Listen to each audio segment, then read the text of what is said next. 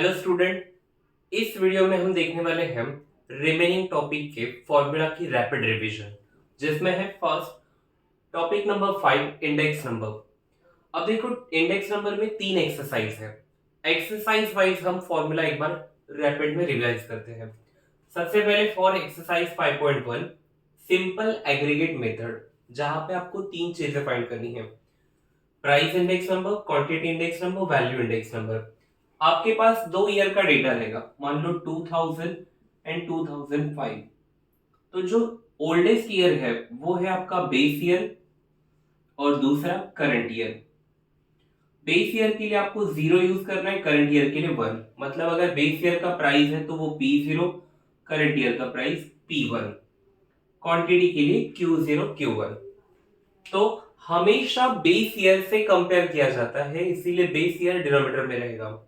तो summation of P1 upon summation of P0 into 100 किसके लिए? प्राइस इंडेक्स नंबर के लिए। लिखते समय कैसे लिखोगे? P01।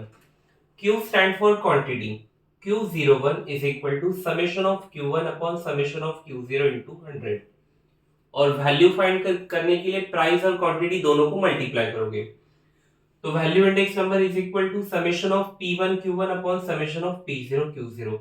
दोनों के न्यूमरेटर को और डिनोमिनेटर को मल्टीप्लाई करके ये मिलता है। देन फॉर एक्सरसाइज 5.2, अब यहाँ पे 4 मार्क्स के लिए फिक्स क्वेश्चन है, जिसमें last pair, Paasche, Drobisch Bowley's and Marshall Edward, ये सब एक ही क्वेश्चन में पूछा जाएगा। उसके लिए पहले आपको टेबल याद रखना है कि टेबल में आपकी कॉलम क्या क्या होंगे। एक तो P0, Q0, P1, Q1, ये कॉलम तो रहेंगे। आपको और 4 कॉलम ड्रॉ करने हैं, जिसमें क्या करना है, बेस ईयर की क्वांटिटी से दोनों प्राइस को मल्टीप्लाई करो। अगर बेस ईयर की क्वांटिटी से दोनों प्राइस को मल्टीप्लाई करोगे तो पहला कॉलम आपका बन जाएगा P0 Q0, P1 Q0। Next, उसके बाद करंट ईयर की क्वांटिटी से दोनों प्राइस को मल्टीप्लाई करो, P0 Q1 and P1 Q1। अब देखो, इसमें सीक्वेंस उल्टा पुल्टा चलेगा। टोटल आपका करेक्ट होना चाहिए और फॉर्मूला में वैल्यू आपको ठीक से पुट करना आना चाहिए।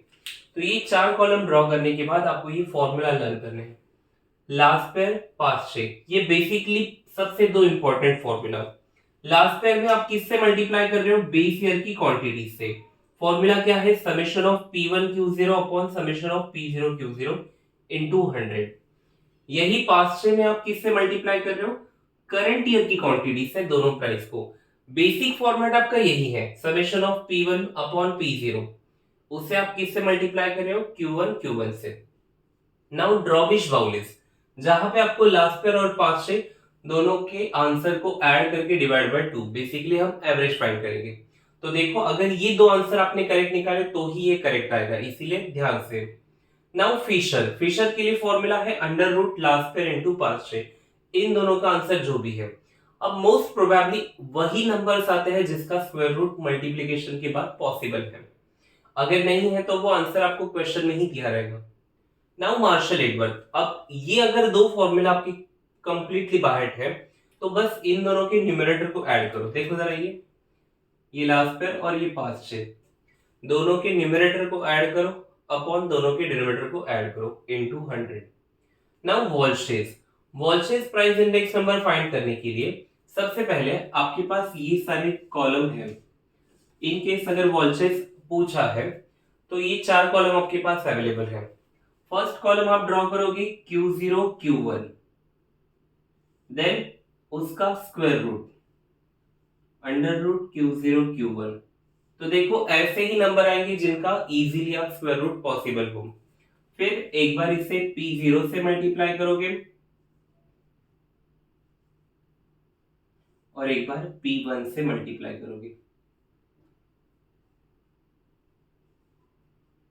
मतलब पहले इन दोनों को मल्टीप्लाई करोगे, फिर उसका स्क्वायर रूट फाइंड करोगे और फिर इसे एक बार P0 एक बार P1 से मल्टीप्लाई करोगे। तो फॉर्मूला देखो, मैंने जैसे बोला बेसिक फॉर्मेट सेम है, summation of P1 upon summation of P0, दोनों को मल्टीप्लाई किया है under root Q0 Q1 into 100। Then third exercise, cost of living index number. अब देखो, यहाँ पे 2 मेथड है। एक एग्रीगेटिव एक्सपेंडिचर मेथड, दूसरा फैमिली बजट मेथड। अगर एग्रीगेटिव एक्सपेंडिचर मेथड है तो ये लास्ट पेयर का ही फॉर्मूला, देखो जरा, summation of P1 Q0 upon summation of P0 Q0 into 100। और फैमिली बजट मेथड जहां पे आपके पास दो कॉलम है, एक है I, दूसरा है W, आपको और एक कॉलम ड्रॉ करना है, वो है IW। तो इन दोनों की बस टोटल करो, CRI is equal to summation of IW upon summation of W। In case मतलब I दिया ही नहीं, आपको फाइंड करना है, तो I फाइंड करने के लिए फॉर्मूला क्या रहेगा, P1 अपॉन P0 इंटू 100। कहीं पे समेशन नहीं लिखा है, इसका मतलब हर एक कॉलम का, हर एक रो का आपको सेपरेट इंडेक्स फाइंड करना होगा।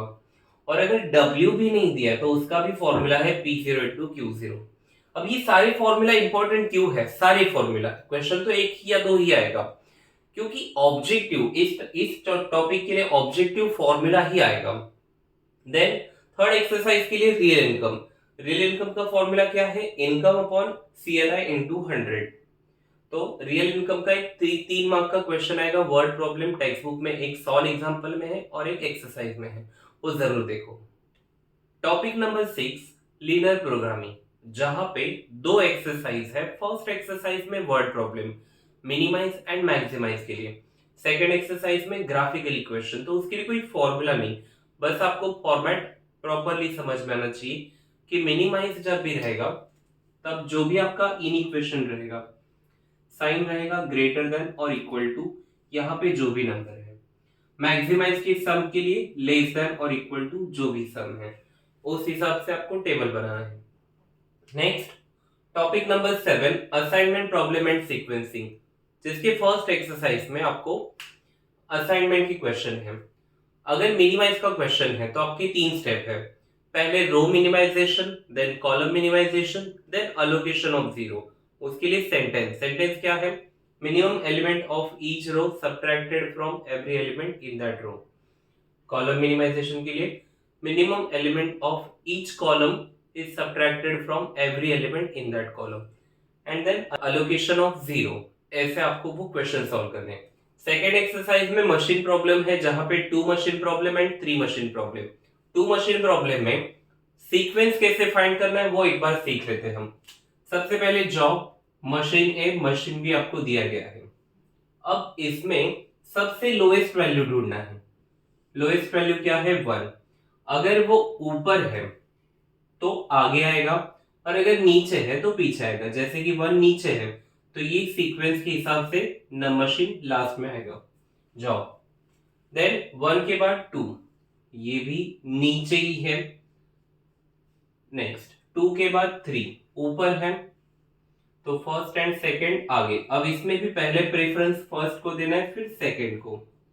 अब बचा कौन सा, फिफ्थ। उसके लिए सेंटेंस क्या लिखना पड़ता है वो चेक करो। Using optimal sequence algorithm the following optimal sequence can be obtain. फिर आपको मशीन प्रॉब्लम सॉल्व करना है। Topic number 8 probability distribution. First exercise के लिए प्रोबेबिलिटी मास फंक्शन PMF। अब प्रोबेबिलिटी मास फंक्शन के लिए ऑब्जेक्टिव आएगा, जिसके लिए आपको 3 रूल पता होने चाहिए। फर्स्ट, कोई भी प्रोबेबिलिटी नेगेटिव नहीं चाहिए। सेकंड, कोई भी प्रोबेबिलिटी ग्रेटर देन 1 भी नहीं चाहिए। थर्ड, टोटल प्रोबेबिलिटी का टोटल कितना आना चाहिए, 1। Then expected value, mean average. 3 marks के लिए या 4 मार्क्स के लिए क्वेश्चन पूछा जाएगा। आइदर आपको टेबल में दिया रहेगा या फिर आपको टेबल ड्रॉ करना होगा XP का, expected value of X। For example, अगर आप कोई डाइस थ्रो करते हो और उसके ऊपर का नंबर आपको नोट करना है। डाइस थ्रो कर रहे हो तो सैंपल स्पेस आएगा 1 2 3 4 5 6। अब कोई भी नंबर आने की पॉसिबिलिटी, मतलब 1 नंबर आने की पॉसिबिलिटी है 1/6, 2 नंबर आने की प्रोबेबिलिटी भी है 1/6। तो ईच नंबर के लिए सेम रहेगा।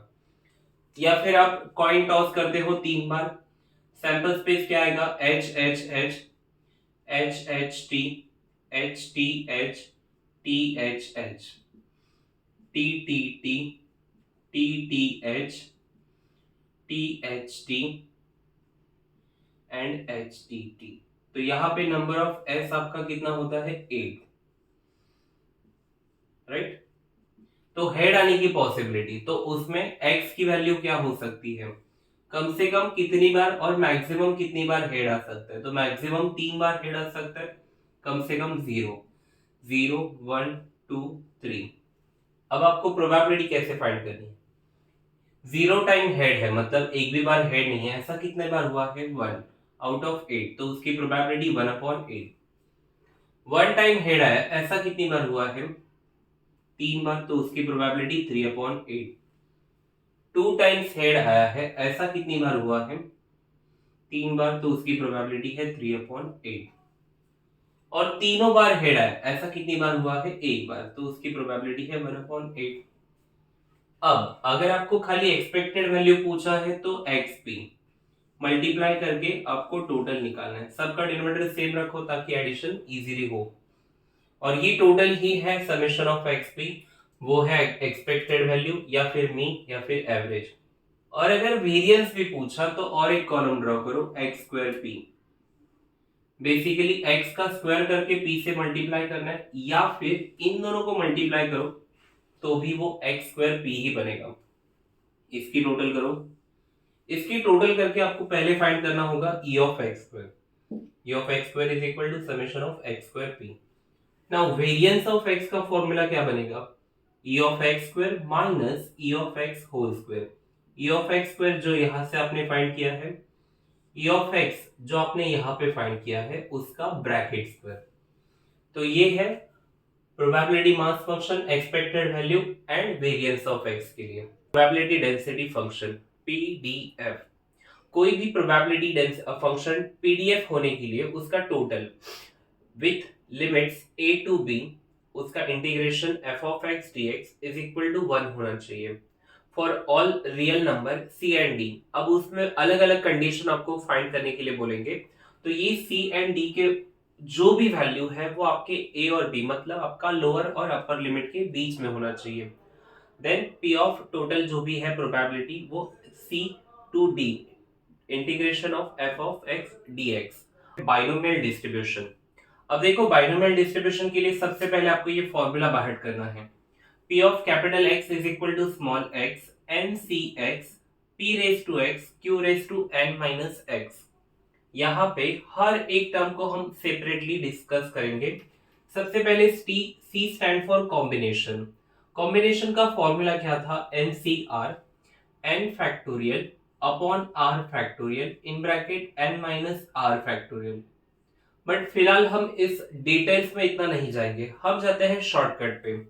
अगर मुझे 5c2 सॉल्व करना है तो हम ये फॉर्मूला अप्लाई नहीं कर सकते, शॉर्टकट में क्या करेंगे, देखो यहाँ पे 2 है तो 5 को 2 प्लेस पीछे लाओ, 5 इंटू 4, नीचे 2 को 1 तक लाओ, 2 से डिवाइड करो, आंसर इज 10। तो फैक्टोरियल का झंझट आपको नहीं मिलेगा। वो इस मान लो 7c4 है तो 7 को कितने प्लेस पीछे लाना है, 4 प्लेस, 7, 6, 5, 4, 4 तक नहीं है, 4 प्लेस, नीचे 4 इंटू 3 इंटू 2 इंटू 1, सिंप्लीफाई करो, 3 2 6, 7 5 35। और इसमें भी और शॉर्टकट क्या है कि NCN या फिर NC0, इसका आंसर 1 आता है। जैसे कि अगर मैं कहूं 5C5 का आंसर, तो उसे सॉल्व करने की जरूरत नहीं, 1। 6C0 का आंसर सॉल्व करने की जरूरत नहीं, आंसर आएगा 1। देन NC1 का आंसर आएगा n, और NCN-1 का भी आंसर आएगा n।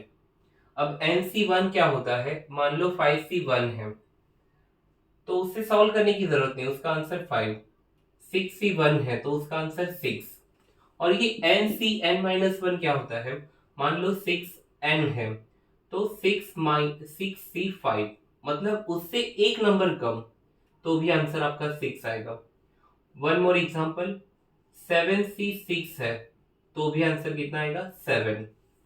मान लो 10C2 है, इसे सॉल्व करना है तो 10 को 2 प्लेस, 2 इंटू 1, आंसर इज 45। तो ये सब कॉम्बिनेशन के एग्जाम्पल थे। कॉम्बिनेशन के बाद P P stand for positive probability. अब यहाँ पे कुछ क्वेश्चन में P दिया रहता है, कुछ क्वेश्चन में P आपको अज्यूम या फिर पहले से ही पता होना चाहिए। जैसे कि अब देखो, अगर कार्ड्स का क्वेश्चन है तो कार्ड्स में टोटल 52 कार्ड्स होते हैं। 52 कार्ड्स में दो colour red and black, 26 red card, 26 black card. Red card में दो टाइप होते हैं, हार्ट, डायमंड। ब्लैक में दो टाइप होते हैं, स्पेड एंड क्लब। हर एक टाइप के 13 कार्ड। तो अगर कार्ड्स का क्वेश्चन है और आपको कलर नोट करना है, रेड या ब्लैक वॉट एवर, तो वहां पे P क्या आएगा? P आएगा आपका 26/52। सिंप्लीफाई करोगे तो वो कितना आएगा? 1/2। अगर P 1/2 है तो Q आ जाएगा 1 - 1/2, दैट इज 1/2। क्रॉस मल्टीप्लाई करोगे तो ये मिल जाएगा। नेक्स्ट, अगर कार्ड्स का क्वेश्चन है और ये जो सूट है, चार टाइप है, कौन से? Heart, diamond, spade, club. इसमें से अगर कोई क्वेश्चन आपको नोट करना है, मतलब स्पेड कार्ड अगर आपको नोट करने हैं, तो उसके लिए P क्या होना चाहिए? स्पेड कार्ड कितने हैं? 13 आउट ऑफ 52, 13/52, दैट इज 1/4। अगर P 1/4 है तो Q आ जाएगा 1 - 1/4। क्रॉस मल्टीप्लाई करो, आंसर आएगा 3/4। ये पी क्यू क्वेश्चन में नहीं दिया रहेगा, ये आपको पहले से पता होना चाहिए अगर कार्ड्स का क्वेश्चन है। उसके बाद मान लो कॉइन का क्वेश्चन है, तो कॉइन के क्वेश्चन में हेड या टेल आने की पॉसिबिलिटी, आप कितनी बार टॉस करते हो ये मैटर नहीं कर रहा है। यहाँ पे पॉसिबल आंसर्स क्या होते हैं? हेड और टेल। तो अगर हेड के बारे में कंडीशन है या फिर टेल के बारे में, पी आपका फिक्स है 1/2, क्योंकि हेड या टेल दोनों में से एक ही आंसर पी। तो Q है आपका 1 - 1/2, फिर से 1/2। मान लो डाइस का क्वेश्चन है, तो टोटल सैंपल स्पेस क्या आएगा? 1 2 3 4 5 6। अब उसमें किसी भी एक नंबर को अगर नोट करना है, तो डाइस में 1, मान लो 1 नंबर नोट करना है, तो 1 कितनी बार आ रहा है? एक ही बार।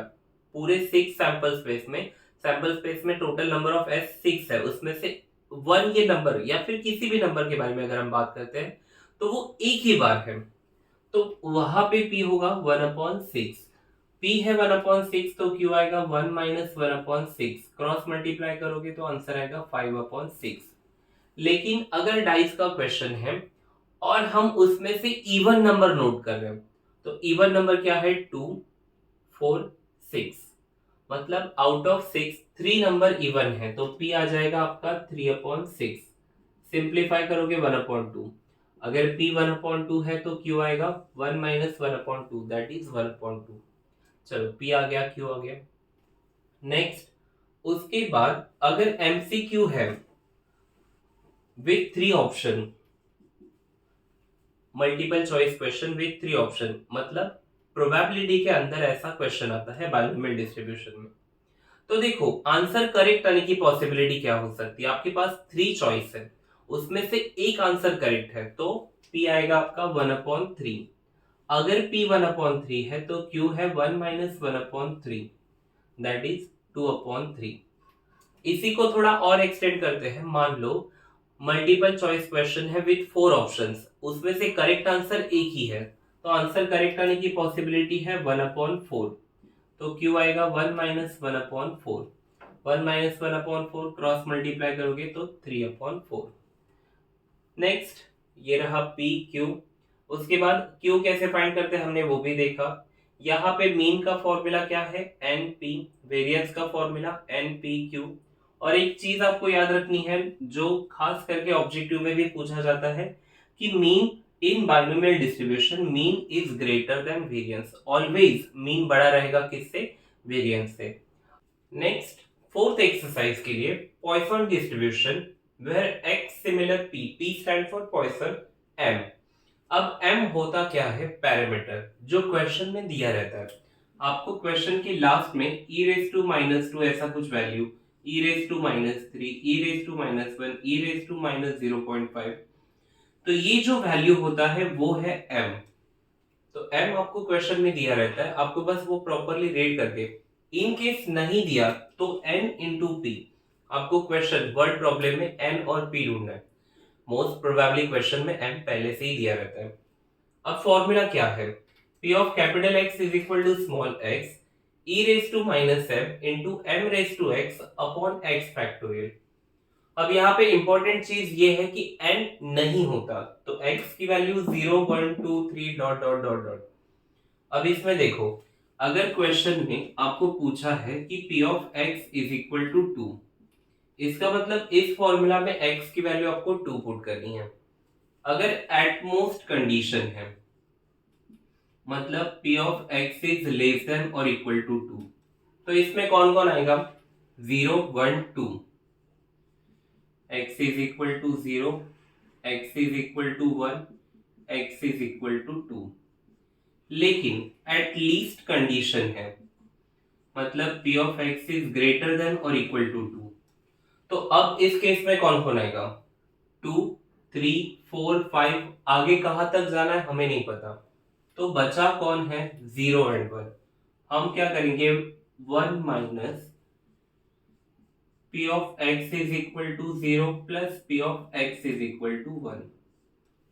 ये उसका अल्टरनेट मेथड कि ऐसे आपको उसे सॉल्व करना है। अब ये 1 कहां से आया, थोड़ी देर पहले हमने पीएमएफ में देखा था कि टोटल प्रोबेबिलिटी 1 होता है। इसमें पैरामीटर भी m होता है, np, mean e of x m, variance is equal to m। तो मीन और वेरिएंस दोनों भी m होता है, इसीलिए यहाँ पे mean is equal to variance. Objective में ये क्वेश्चन आता है कि किस डिस्ट्रीब्यूशन में मीन और वेरिएंस सेम होता है, तो उसका आंसर आएगा Poisson distribution. That's all for this video, thank you.